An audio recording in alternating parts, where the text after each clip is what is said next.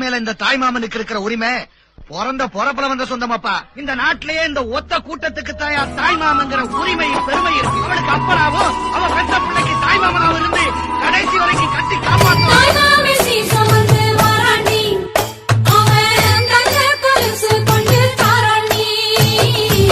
சீரு சுமந்த சாதிசனமே ஆறு கடந்தா ஊரு வருமே.